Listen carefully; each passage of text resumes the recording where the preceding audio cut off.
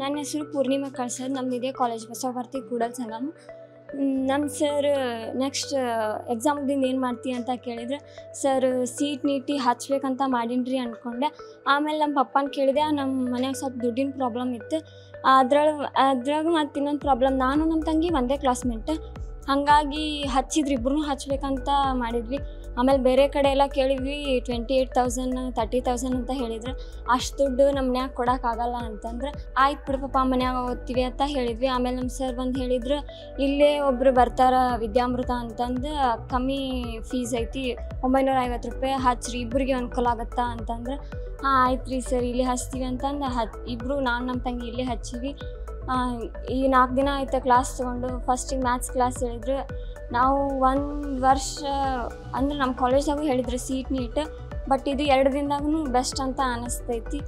ಚಲೋ ರ್ಯಾಂಕಿಂಗ್ ತೆಗಿತೀನಿ ಅಂತ ಕಾನ್ಫಿಡೆನ್ಸ್ ಬಂದೈತಿ. Thank you sir.